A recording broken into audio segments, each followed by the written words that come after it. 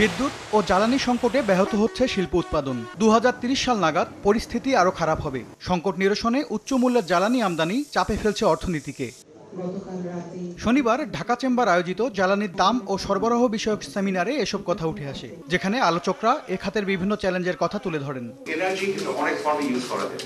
আপনি গ্যাস দিতে পারেন, সেটা আপনি ইন্ডাস্ট্রিতে গ্যাস দিবেন, সেটা ক্যাপটিভ জেনারেটর দিয়ে আমরা ইলেকট্রিসিটিতে কনভার্ট করতে পারি, অথবা আমরা সরাসরি গ্রিড থেকে ইলেকট্রিসিটি নিতে পারি, অথবা দেখা যাচ্ছে যে আমরা হয়তো সোলার ডিরেক্টলি অফ গ্রিডও ব্যবহার করতে পারি। It's not only the price, আমাদের সাপ্লাইও তো নাই।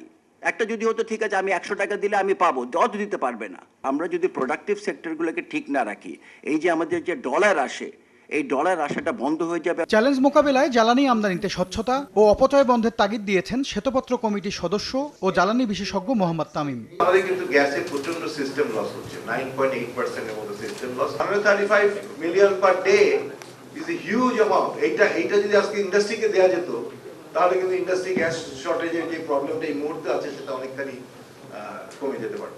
অর্ধেক পাউডারে দ্বিগুণ উজ্জ্বলতা। নতুন রিন অ্যাডভান্সড অর্ধেক পাউডারে দ্বিগুণ উজ্জ্বলতা।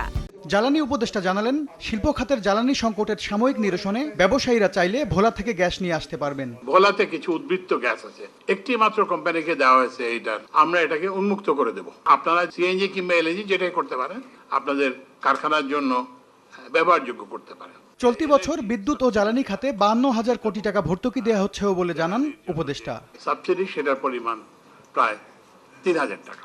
এম এস আরিফিন, সময় সংবাদ, ঢাকা।